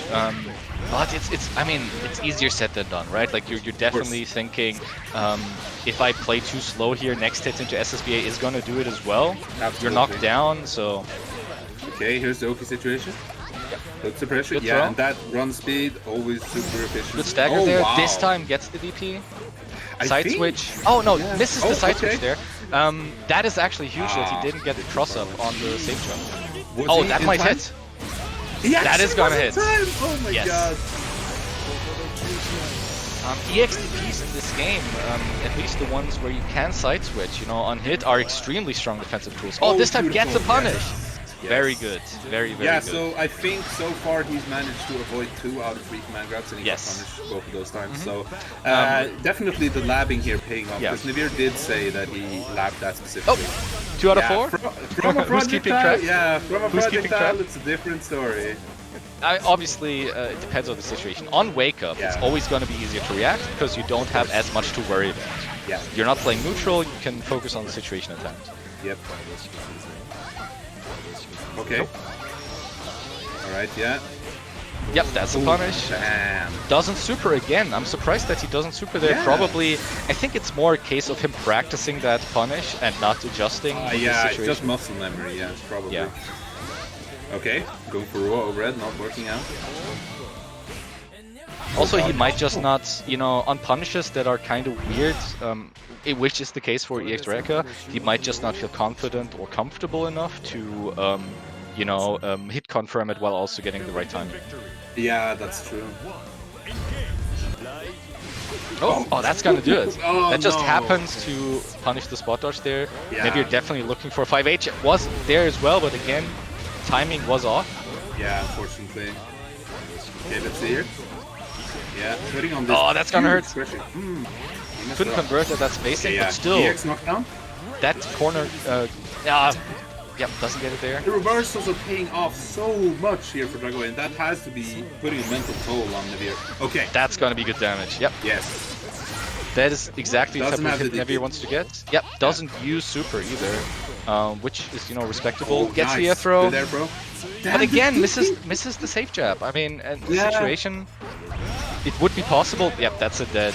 That is a dead Djeeta. Obviously, at that spacing, you know, when Belial has Fireball and or Claw that close to the corner, it's very scary to do something. Yeah. Alright, chat, look. Hype up your boy. I agree with that. But you don't need to be disrespectful, okay? Don't put the other guy down. Okay, here we go. There we go. Emotions definitely boiling over here a bit. Yeah. Ooh. Okay. Nice. Beautiful. Nice! Yep, that was a good buffer. In this case, definitely just looking for the 5H there. You know, super kills, so definitely useful. Alright, we got the cheerleader on every side as well. I guess it's fine. Okay. Yep. Oh no. That was definitely being a bit shook there that worked. Oh! Yeah. Jump back button. Let's go. Interesting. He keeps getting so much mileage out of this. Yeah. Oh, beautiful. And this is corner. Oh, this time! Again with the DP. It's a lot of DPs coming out, but interestingly, you know, we're seeing a lot of DPs, but we're not. Oh, get him! Yeah. I imagine that was a buffer, but we take those. Yeah, absolutely, man. Again, misses the safe jab. How many no, Nevir. If he hit those, you know, like there's a lot of situations that would completely change the set. Doesn't get a punish this time. No, but he gets out. Oh, that's gonna do it. Yeah. That puts Dragoi at 3-0. Yeah, that's frustrating. That's really frustrating because a lot of these jabs are definitely supposed to be, you know, DP safe, but he is mistiming them.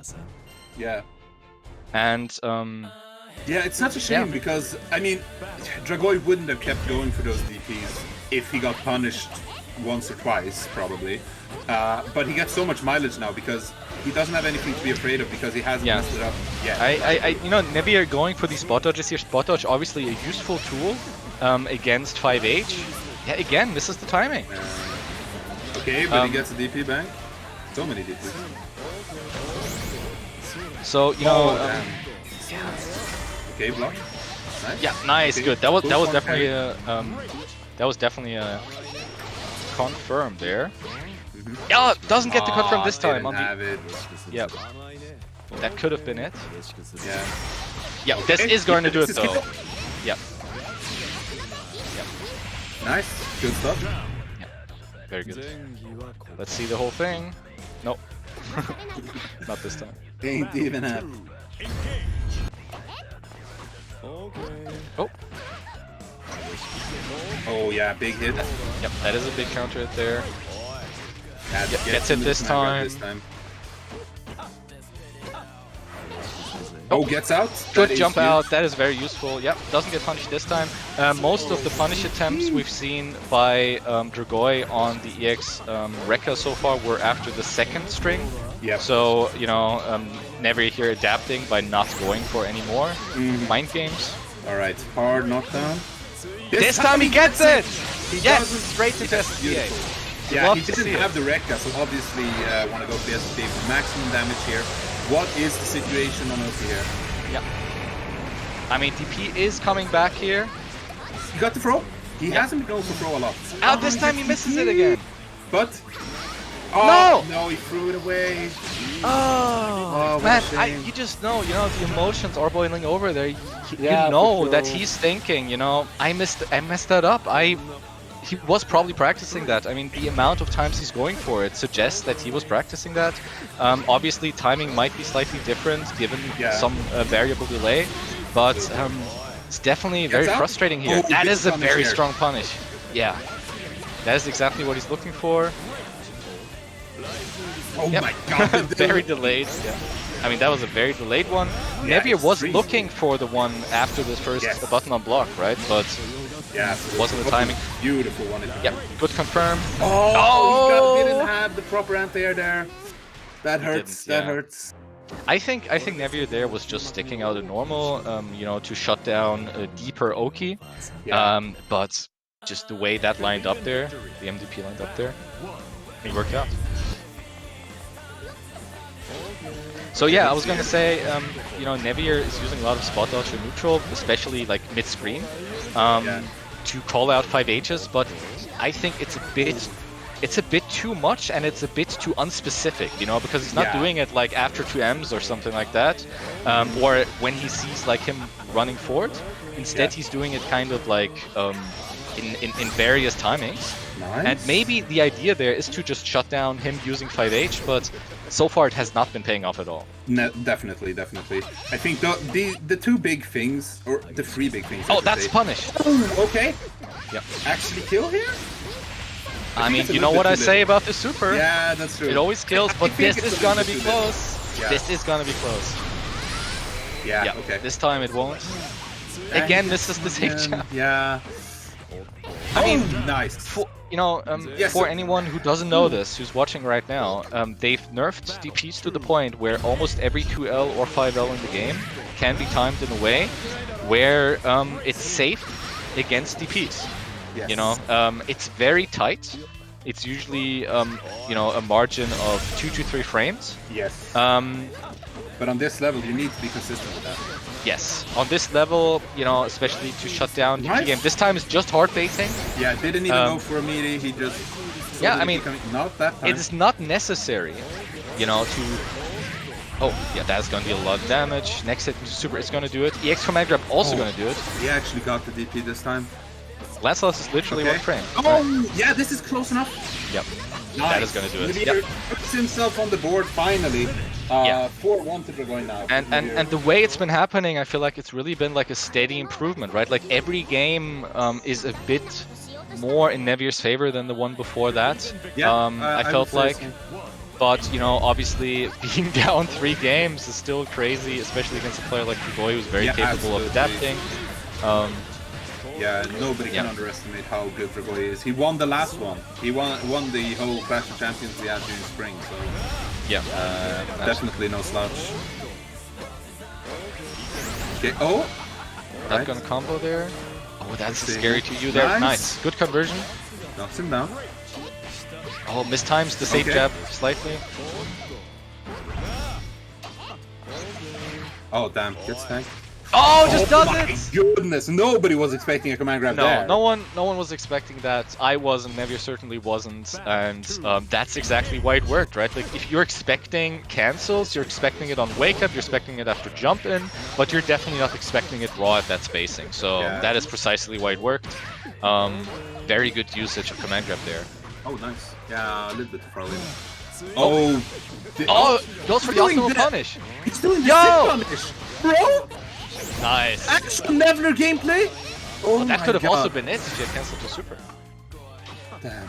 But I think he wasn't sure it was gonna hit. But yeah, I mean, you know, it's known for a long time now that Belial DP, most characters, gets the command grab there. Most characters have optimized DP punishes on him. But they can be very inconsistent depending on the spacing, right? Because if you're not blocking everything on the way up because you're a bit too far away, your timing is going to be off. So even in high-level play, we rarely see it. Yeah, but Nevir pulled it out there, and that was beautiful. For anyone 100%. Wondering why I keep calling him Nevir, it's because his name is Nevir, but the I is actually an L, so he got the nickname Nevir from a lot of it. Yeah. Ah, damn, yeah, the delayed DP does not pan out. Yeah, just does the full auto combo, build maximum meter, you know, corner carry. It's not always optimal to just do one hit. Oh, what a trade. Next hit is certainly going to do it in the spacing into EX Claw. Yep. Which he's got back now. Patience here. Oh, nice. Good call out there. Okay, he was looking for the DP. If Nevir wins this, he's back in it. Okay, gets the EX knockdown. What's... No! Mistimed the throw. But no. Another throw. He's still in. Chip damage is going to be huge here. He's definitely going for chip damage now. Yeah. He wants to end this with chip, but wait, he can spot dodge this. Oh, he doesn't even need the spot dodge. Is that going to whip? No. It hits. It's animation. Okay, so that did it. I can't believe Nevir didn't spot dodge there. I thought for sure that was chip point, but it wasn't apparently. Well, the second one didn't hit.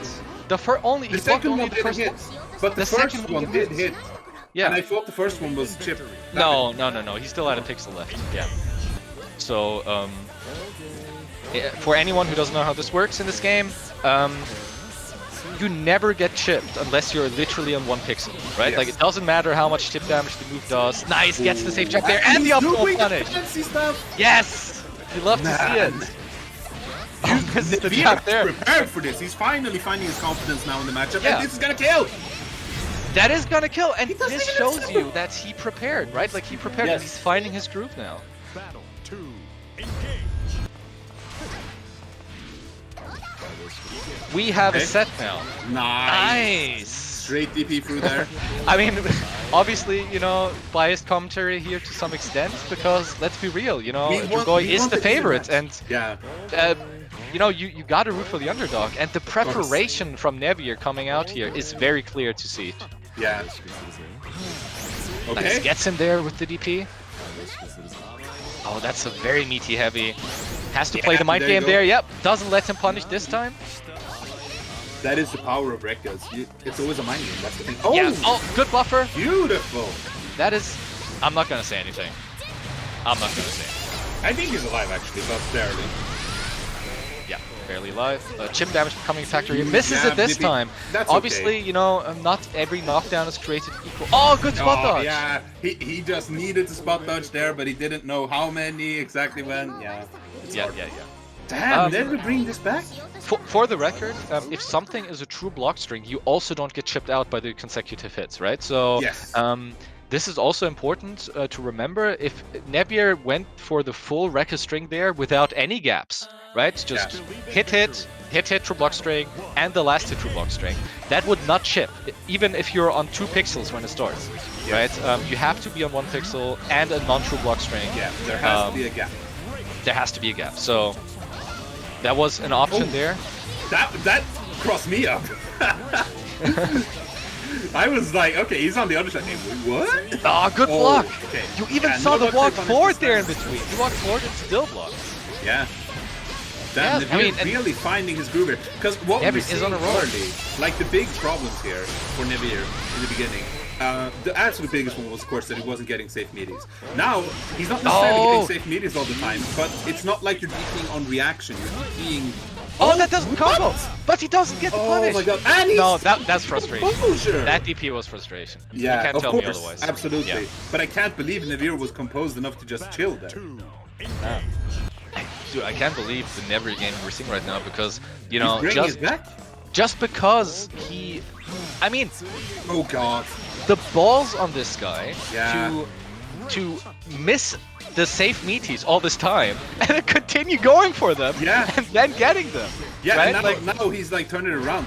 I guess he just needed to adjust to their specific delay. Like that is possible. It's gonna be different. That is possible. Yeah, that is possible. When it's that tight of a window. The thing is, this explains also why he asked for leg test. Yeah. Oh, that's gonna do it. 4-4. Yeah, 4-4. Ties it up. Okay, so what I think Dragoi's problem is right now is that he can't forget about how many DPs he hit. So he keeps going for them now in a lot of situations where he normally wouldn't, because I do not think Dragoi is normally a particularly DP-heavy player. No. But he's been very DP-heavy now. Yes. I think Dragoi, generally speaking, is a very slow defensive player, you know, doesn't take a lot of risks, and looks like for the side switch, you know, with like super jumps, with jump U's, with, you know, sometimes like getting in a sneaky Abare, like button into command grab, some stuff like that. Yeah. So yeah, this is definitely very unexpected here, and we see a lot of safe jabs into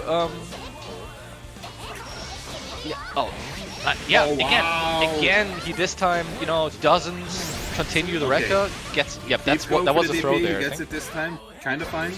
Yeah. Okay, pressure. Oh, good strain. Oh, that's out! That could have been super, but still amazing there. Oh, and he does go for the DP again. He keeps doing these DPs. I mean, they're working right now. No! Hey, no, this is huge for Dragoi. We've seen Nevir go for 3. I repeat, 3 EXDPs in situations where he has a large life lead and it's mid-screen, where there's not that much, you know, threat going on, but he does it again! He gets it back during the animation. Okay. Man, the DPs we're seeing in this set. Oh my goodness. Oh, doesn't enter there. But we haven't seen a lot of like these kinds of just raw jump-ins either. Yeah. Okay.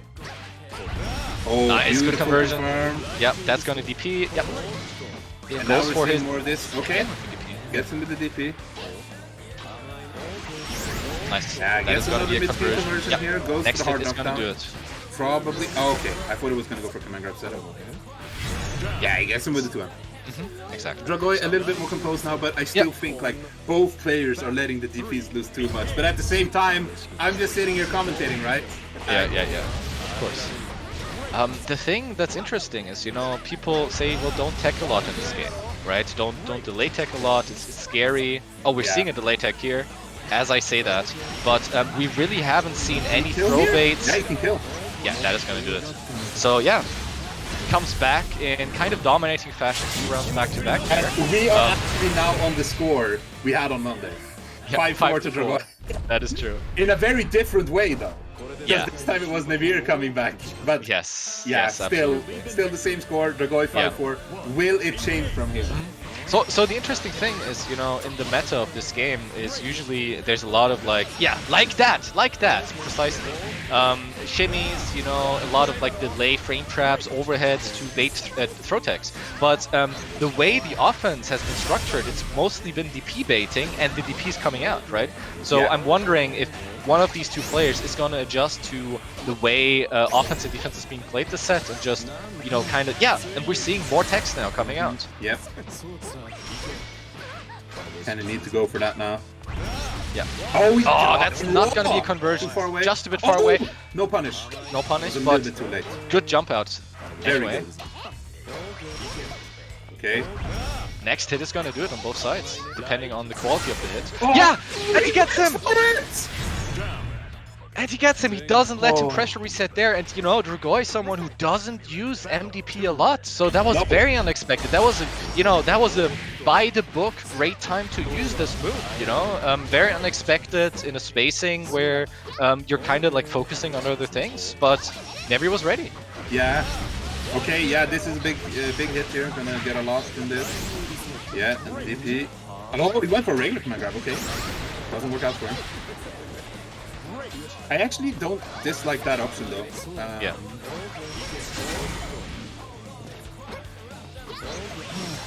Oh no, he was too far away. He wasn't super, right? That had to have been super for Dragoi, but he got the DP instead, unfortunately. Yeah, I mean, that's a huge momentum shift here. And the DP. Again, versus jab. And the DP. No, that was actually a throw. Yeah, DP back. Now he doesn't have DP. He goes for the throw and kills him. And Nevir puts it to 5-5. Okay. Can anyone who is... I'm sure someone is already planning to watch back this set later, right? Yeah. Whoever does that, can you please just count how many DPs are done? not in combos. Just wake up DPs or like from pressure DPs. Dude, there's like 2 DPs around here right now. I just need someone to do the math later. And there as well. Yeah, okay. I mean, and again, that I don't know if in this particular Oki you can even get a safe, you know, jab from that close, but yeah. I'm kind of repeating myself. I know that, but obviously it's kind of what this set is revolving around right now. Absolutely. Oh, that the backdash in the corner. I don't think that was a fair. Yeah, but that's how he evaded the 2 hits. He would have been hit or at least lost. Almost into SSBA there. Yeah. That's going to deal a whole lot of damage. Huge damage. And yeah, as MrPOW was saying, this is the Martin cameo. Martin, famous Grand main who always said he mained Bahamut. Oh, that's going to do it. Yeah, there we go. Yeah. There was actually, you know, the German weeklies back in the day used to have a mod for the game that changed quite a lot of things. Animations, you know, look of some characters. And one of them was Bahamut, where Bahamut's head had like this huge grand boot on top of it. That's beautiful. I hope Martin saw that at some point. Okay. Definitely yeah, this is big damage. Not gonna. Oh, he got super. Yeah, that's very quick round. I mean, from the fireball. Yeah, I mean, what can you say there, right? Like he got hit early. Then he got hit by just the biggest dodgers twice in a row. I mean, that's going to be a kill in any fighting game. Yeah. No, I misjudged the meter. Yeah. Oh, again gets clips. That is painful. Doesn't DP there and gets the Anre 2M. Let's see. Oh, misses. Yeah, actually misses it entirely, but gets the corner position here. No DP. But I mean, you know, from the alright, that's gonna deal a lot of damage. Yeah, EX knockdown. What's next? Yeah, but you know who doesn't miss it? Dragoi putting this to 6-5. Yeah, 6-5. Man, that's super so stylish. In the general, battle so of the safe jabs here today. Yeah, definitely. I see we got a bunch of Strive gamers in chat cheering for Dragoi. Obviously, Dragoi been doing quite well in that game, so built himself some new friends there, a new friend circuit, so to speak. Oh, here we go. Oh, yep. Oh, nice. Yeah, we saw him do that once before. Definitely very good way to stop the fireball pressure. Yeah, man. Oh, doesn't convert though. Oh, it only had DP. Okay, that makes sense. Oh, goes for the M Rekka, something we haven't been seeing a lot. Okay. That is going to be X Rekka. Good buffer there. A bit too far away for the conversion. Yep. Unfortunately. Again with the DP and the side switch, that's going to hurt. Yeah. His chances. No fireball round. now, so Nevir has a chance. Yep, that's good. No! He messes up! Oh, he misconfirms that. Is he still alive? That's gonna be close. I don't really know. Yeah, he might actually be dead from this. I think he's dead. I thought he didn't get animation. No! He's alive. Just barely alive. One pixel, but chip damage is gonna be big. Oh, the bait! Was that on purpose? Did that accomplish anything? Other than the mental damage? Oh my god. Oh, again with the DP. Okay. Pushing to the corner here. Let's go. Okay, there we go. EX knockdown? Yeah, misses the meaty, but it doesn't even matter. Yeah. Really doesn't. Okay, good whiff punish here. Dragoi on match point. He could close it out here. One of the only times we've seen him actually go for EX MVP there after 5H. That's gonna almost kill it. Reset! Oh my goodness. Oh, he goes for the overhead. The first overhead, I think. Yeah. And then monkey see, monkey do, and it's gonna do it. Okay, yeah, Dragoi closes it out. 7-5. But yeah, but what a set. Yeah, what a set. I can't believe how many DPs they both did. I mean, tons of DPs, tons of back and forth. Oh, Jesus. Yeah, that was amazing. So cool. I agree. Both of you guys. So cool. I want to say the thing that Dragoi really got a lot of mileage of towards the end there, and I don't know like how much this was on purpose or whatever, like might have just been like good, perfect spacing, was Dragoi's far heavy with punishing Djeeta's Nevir's far M. That happened many times towards the end, and yeah, he just found the exact spacing and the timing that Nevir wanted to press that button, and he called it out and hit him. Yeah, absolutely. So, you know, I really just want to see another set between these two next week, because me too. Because the way, you know, I mean, this set looked nothing like their set 3 days ago. Yeah, 3 days ago. No, not at all. Yeah, this very same week they had a first to 5. And yeah, Dragoi was using Bubs for a while in that set, but he used Belial for more matches, and yeah, it was completely different. Yeah, it was completely different in how it played out, most of all, you know. So yeah, it's quite crazy to see for me. I'm excited to see them clash more, you know, in the future. Yeah. Undoubtedly, it will happen here and there as long as Dragoi keeps playing, because we know Nevir is not gonna stop playing. Definitely not. Nevir, one of the absolute biggest supporters of this game. Sometimes a bit too much perhaps, but he loves the game. He loves playing it, and you know, he's a big boon to the community. It's a very strong player, and yeah, I definitely love having him around for all these events. Yeah, no, absolutely.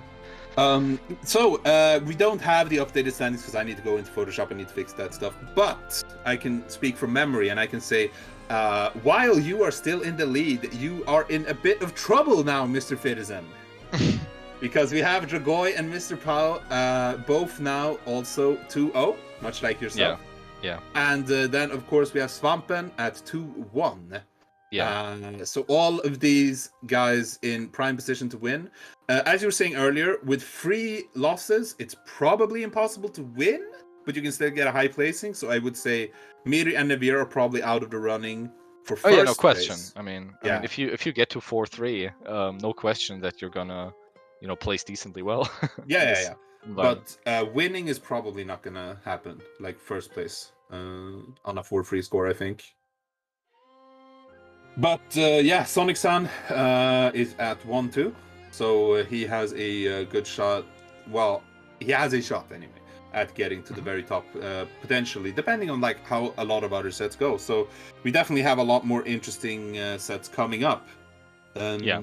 I don't know exactly which sets we'll have next week, but you know, follow me on Twitter, follow Godflash on Twitter. We always tweet that stuff out. Of course, follow Fitizen on Twitter. I mean, he's participating, so he's gonna be he's gonna be doing some PR as well, of course. Yeah, of course. I'll always be retweeting, you know, and informing people what's going on with the German weeklies, and also, you know, just other tournaments that are going on, HAB tournaments. Coming up, obviously, next Monday is going to be the weeklies again. I think. Is there anything else in between?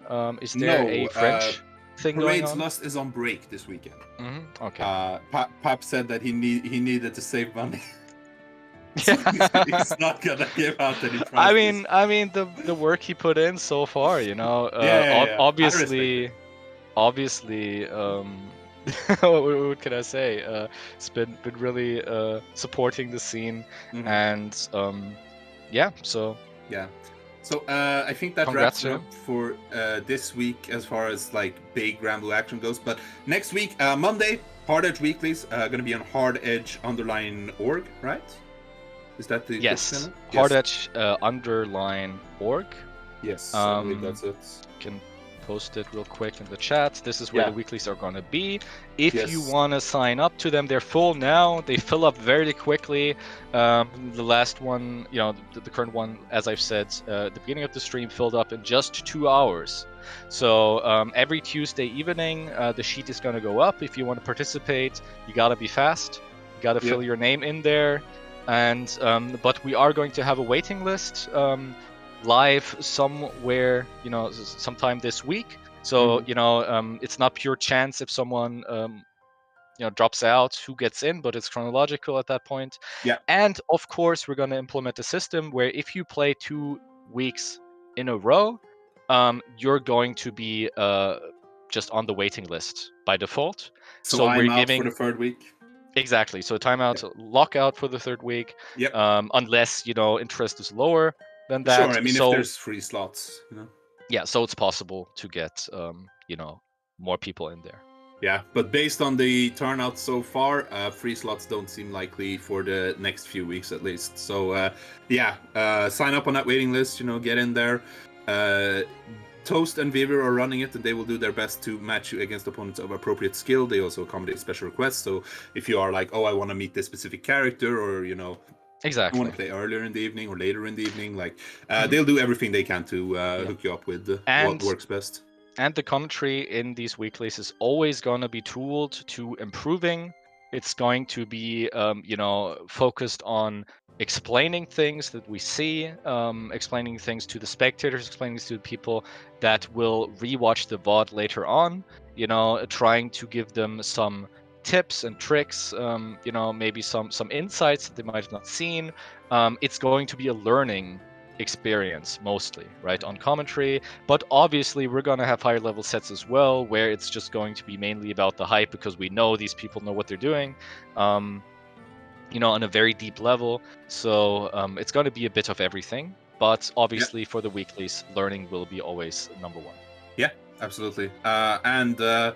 So that's kicking off the week next week. Then, of course, on Wednesday, you have the lobby night. So, you know, show up to that, play around with whoever's around. Like, a lot of players tend to show up for those. On Thursday, of course, another Clash of Champions. I don't have the matches yet, but I will be tweeting them out. And then on Saturday, next week, Hearts Are Blazing is back. Season 3, I think the 4th installment.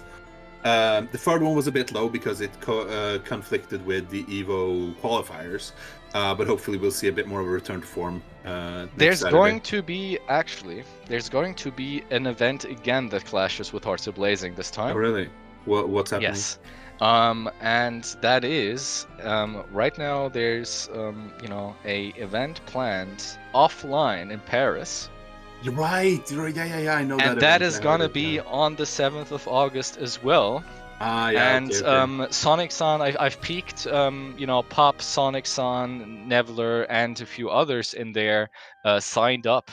So those people will obviously not make it to Hearts Are Blazing if the offline event can go through. You know, it's tiring times right now with Corona. You never know what happens.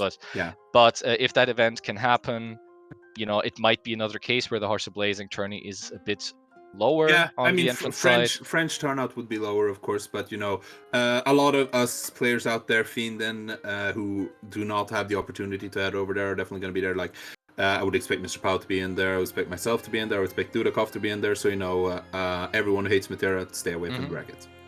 Exactly. So, but yeah, it's not just French players. I'm planning right now to try and make it there myself, to Paris. Make sure to hook me up with the stream, man. I need to see that. Yeah, so if it's streamed, obviously, I'm also going to tweet that out. Cool.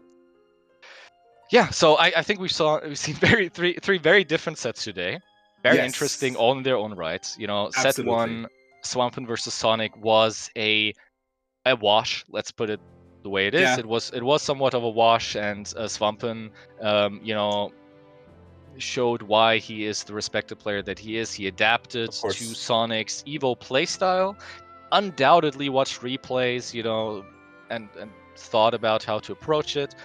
That was a 7-0. Then we saw a beautiful shitposting match between Ratgamer, MrPOW, and of course mirri picking the very beloved character Pringles. I can't believe MrPOW managed to rat out of that SVA though. Yeah, that was so great. Good. And you know, everyone who's still here probably saw the last set, back and forth, a game of DPs and safe jabs and fail safe jabs. Yeah. Absolutely, you know, Rago playstyle there for both players. And impressive stuff by Dragoi to pull it out in the end. Yeah, I think all of these sets definitely were extremely entertaining, and that's of course the most important part. But all in very different ways. So yeah, I mean, thanks to everyone for tuning in. Was very happy to have you. Thanks to you, Fitizen, for even though you're on your break week, you took the time to come and commentate. Very much appreciate that. I'll be glad to be back next week. You gotta play, bro. Yeah, I love playing. And then we got, of course, everyone watching. Thank you guys.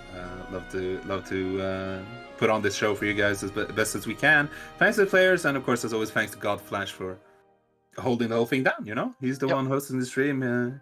Always in the background fixing it up. So yeah, shout outs to him. And yeah, so if you want to support this, you know, support Godflash's stream, because he's putting in you know, a lot of effort, and this is also the place, you know, just to support. If you want to support us, obviously, consider dropping your Prime. You know, all these kinds of catchphrases that streamers like to use. You know them. Exactly. I'm not going to reiterate them. So thanks for tuning in, and this is going to be good night for me. Yeah, good night, guys, and thanks everyone. Peace. Yep. See ya.